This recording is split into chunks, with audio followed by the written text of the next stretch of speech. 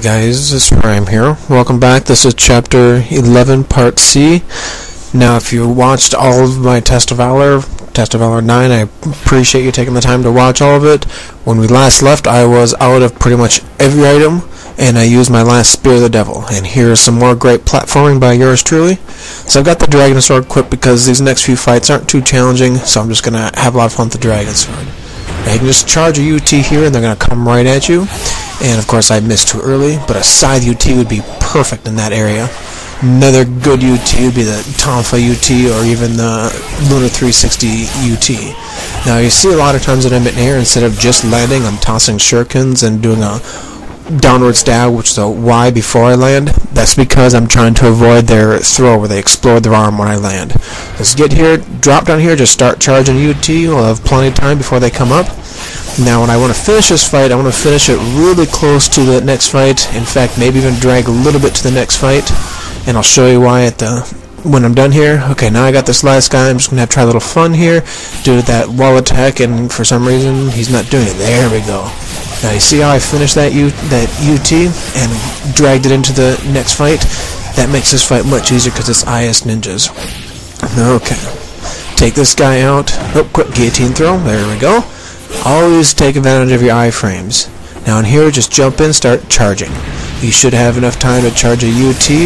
Now there's going to be two waves in here, so as soon as you finish the first wave, make certain you just start charging or get ready for the second wave coming up. Okay, let's get set up for the next UT. Here we go. And the True Dragon Sword should take out 2 or 3 if you start in the right area, and in these confined areas you're going to take out quite a lot per UT. So the True Dragon Sword UT is really nice. There we go. Here's my one Devil Mushroom, and let's get the grain and prepare for the Grain Ninjas coming up.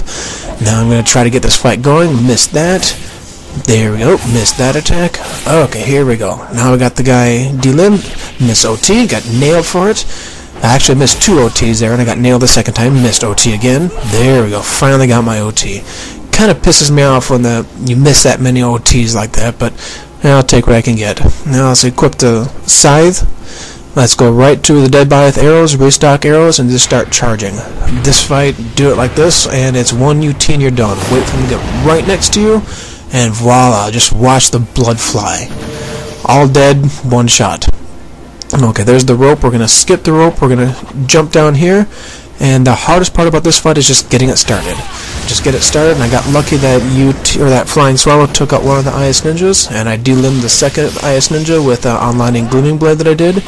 Now you see I'm not trying to do any onlining when I'm next to the ninjas. When I'm about ready to land, I'm always tossing shurikens in midair to kind of stun them, because I don't want them to grab me and do their arm exploding throw when I land. Okay, there's your second to the last life of the gods. There's only one more in this game. I'm going to show you at the end of this video. So let's charge UT. This is the wrong place to charge UT. I wasn't thinking you need to go a little bit past this area to get the next fight to spawn. But like I was saying about the exploding arm ninjas, here we go. I'm just tossing shurikens to avoid sticking to the wall. Like I was saying about the exploding arm ninjas, they love to do it right when you land. So if I'm in the middle of a combo, I don't want to finish out doing an Azuna drop or just land regularly, because they have a high chance of grabbing me and exploding their arm off for pretty significant damage. So I toss shurikens in midair to cancel out my combos and stun the ninjas right next to me when I land. I can also just push Y in the middle of landing. Instead of doing an on-landing, Ryu would do a downward stab, and it'll be very difficult for them to be arm exploding me when my Dragon Sword is going right through their skull. Okay, let's save and get ready for the next fight. Okay, the next fight's not too hard. It's just a couple of regular IS ninjas. I like to kill them quick and then kind of start the next fight after them, coming with a regular Grain Ninjas. So I'll take out these 2 guys any way you want, and now we got the essence ready. And here we go. Missed an on-landing. Let's try it again. Missed an on-landing there, so let's do a counterattack. Kill this guy. Okay, 1 guy left. Here we go. There, finally got my on-landing.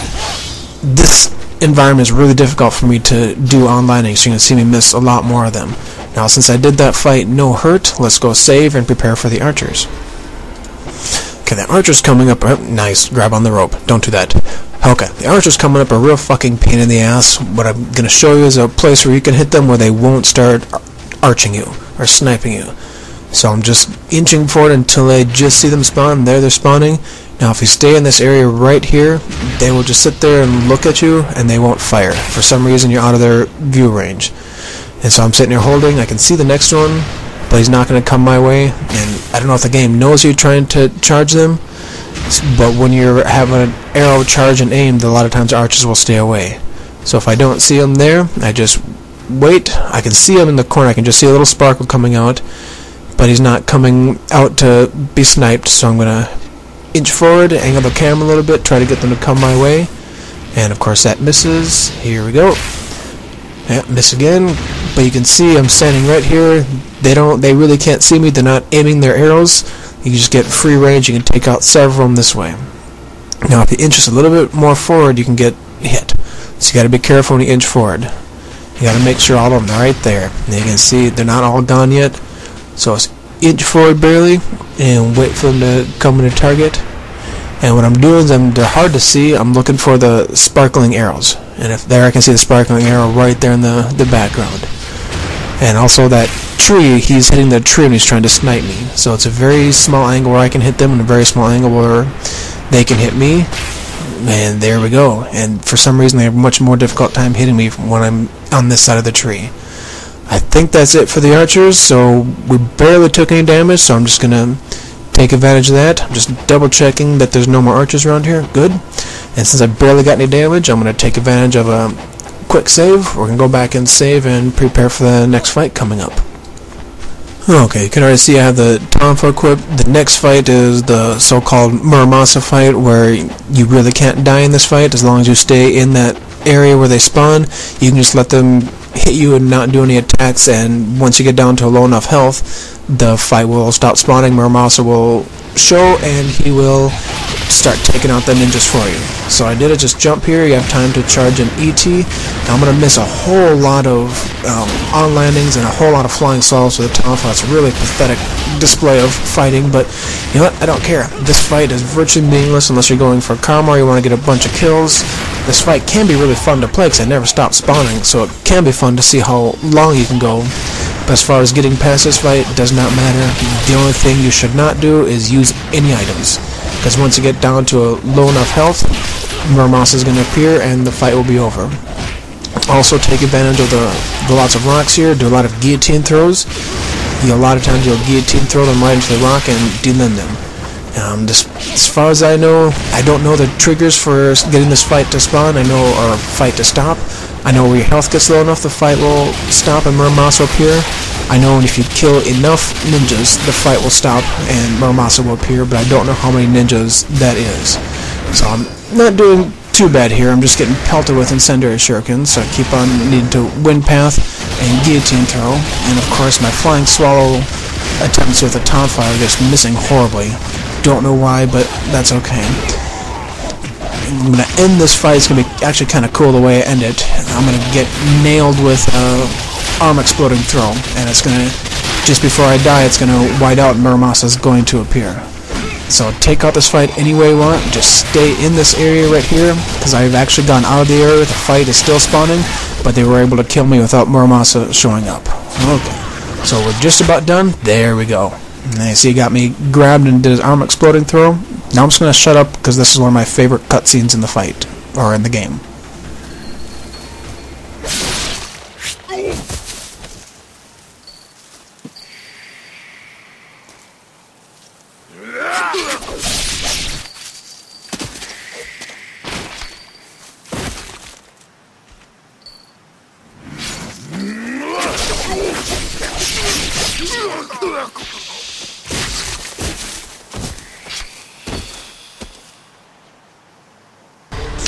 Okay, now the cutscene's over. Let's equip the scythe, because these next ninjas are going to spawn from a distance, and you have plenty of time to charge